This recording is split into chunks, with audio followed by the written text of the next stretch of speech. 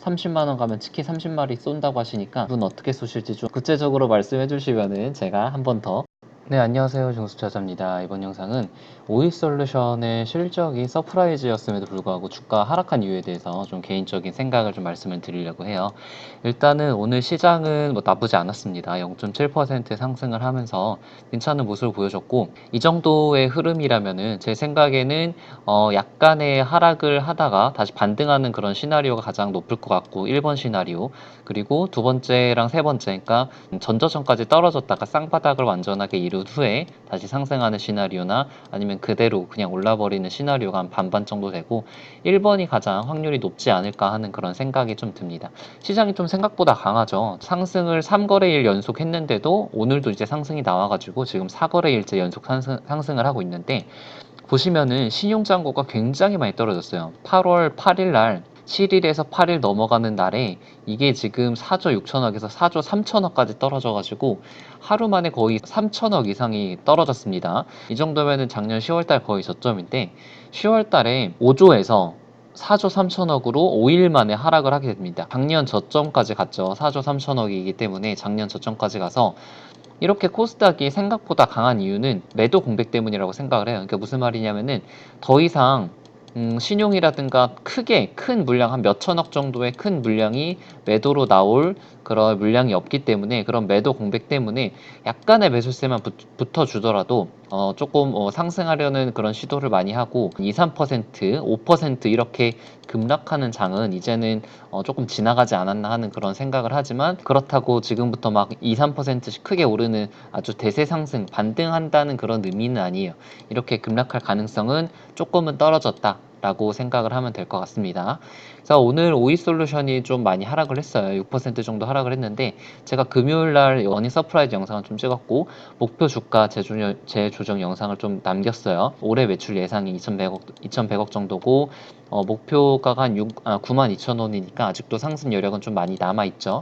근데 오늘 한 6% 정도 하락을 했는데, 좀 개인적으로 생각을 해봤어요. 여러 가지 기사들이랑 레포트가 나오면서 차익 실현 물량이 좀 나왔는데, 이번 주는 좀 무난하게 안정적으로 좀 상승할 거라고 생각을 했는데 제 생각과는 좀 다르게 흘러가네요. 역시 주식은 좀 예측하면 좀 반대로 가는 것 같습니다. 그래서 제 생각과는 다르게 흘러가는 그런 모습이었고, 좀 시각의 차이인 것 같아요. 시장에는 굉장히 다양한 참여자들이 있다는 사실을 알고 있어야 되는데, 무슨 말이냐면 단타 치는 사람도 있고 스윙하는 사람도 있고 중장기 투자하는 사람도 있잖아요. 그러니까 단타 치는 사람들은 오늘 오를 줄 알고 막 샀는데 이게 떨어지니까 또 매도를 계속 하는 거예요. 그러면서 추가 하락, 뭐 3%에서 계속 떨어지니까 팔고해서 5%, 6%까지 떨어지는 거고, 만약에 스윙으로 그 전에 매수했던 사람들은 최소한 한 10% 넘게 수익률을 보이고 있겠죠. 이런 사람도 이제 실적도 나왔고 어느 정도의 목표가를 달성을 했기 때문에 매도를 해서 하락을 하는 그런 거예요. 그래서 매도세가 매수세보다는 강하게 나왔던 것 같고, 1년 이상 보는 사람들은 매도도 하지 않고 가만히 있게 되면서 결국에는 매도세가 강한 하루여가지고 좀 많이 떨어지지 않았을까? 그래서 레포트가 나오면 하락하는 경우들이 좀 많은데, 오스템 임플란트가 엄청나게 떨어졌죠. 오늘 거의 한 15% 넘게 하락을 했는데, 한 6만원대 사가지고 7만원대에 팔았던 그런 기억이 있는데, 보시면은 이제 5월달에 실적 1분기 실적이 굉장히 잘 나왔거든요. 오스템 임플란트가. 그러면서 레포트도 굉장히 많이 나왔어요. 쏟아졌는데 그때가 사실은 피크였습니다.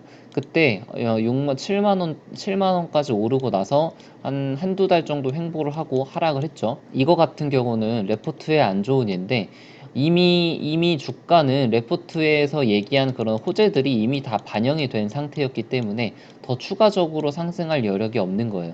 그렇기 때문에 주가를 상승시켰던 모멘텀이 꺼지고 나니까 영업이익이 예상치보다 한 30% 적게 나오는 그런 쇼크가 있었거든요. 근데 재밌는 게 매출액은 또 증가했어요. 매출액은 증가했기 때문에 이게 꼭 나쁘게만 볼 것은 아닌데, 시장은 아무튼 좀 과도하게 반응을 한 측면이 있고, 전에도 한번 말씀드렸지만 호텔신라 같은 경우도 4월 달에 많은 레포트들이 나오고 나서 그때 이제 고점을 찍고 10만 원에서 7만 8천 원까지 떨어졌죠. 이런 게 이제 레포트의 나쁜 예인데, 그럼 뭐 오이솔루션도 그러면 이제 레포트 나오고 그랬으니까 하락을 할 거냐? 단기 조정은 있을 수도 있다고 생각을 합니다. 예전에 오이솔루션 차트인데 보시면은 차트만 한번 볼게요. 대량 거래량이 나오면서 윗골이 크게 달면서 이 당시가 한 7% 넘게 빠졌을 거예요. 이거 차트만 보는 사람들은 이런 차트가 이런 봉이 나왔기 때문에 이제부터 하락을 할 것이다. 단기 상승은 꺾였다라고 이제 생각을 해서 매도를 할 수가 있는데, 그때 기준으로 이게 아까 말씀드린 25,000원대인데 그때 기준으로 한 3배가 올랐죠.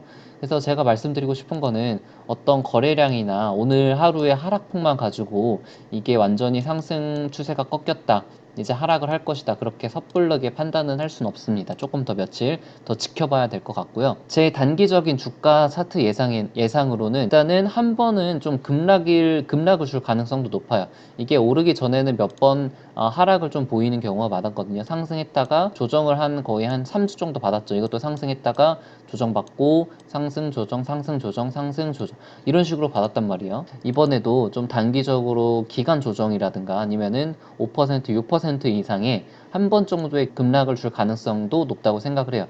이미 너무 많은 투자자들이 관심을 집중하고 있는 종목이기 때문에 이렇게 관심이 집중된 종목에선 한 번 정도 개미들도 섣부르게 좀 매수를 못하고 이 주가를 좀 끌어올리기에도 훨씬 더 편하거든요. 오늘 좀 떨어졌다고 너무 실망하지 마시고 하락에 좀 대비하고 마음의 준비를 하고 있는 것이 조금은 좋을 것 같다.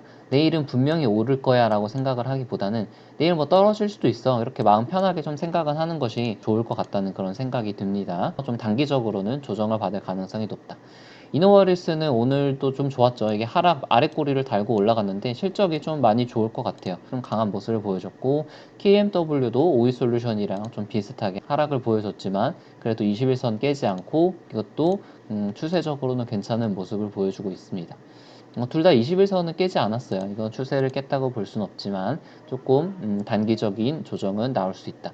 그 밖에 제가 오이솔루션 홈페이지를 들어가 보니까 뭐 이런 이슈도 있었어요. 2019년 9월 23일부터 25일까지 ECOC 2019에서 각 도시를 순회하면서 개최하는 가장 큰 광통신 전시회가 있어요. 그러니까 글로벌 학회인 거예요. 글로벌 광통신 학회니까 여기에 오이솔루션이 참여를 하기 때문에 수출을 많이 하는 기업이잖아요, 이 오이솔루션이.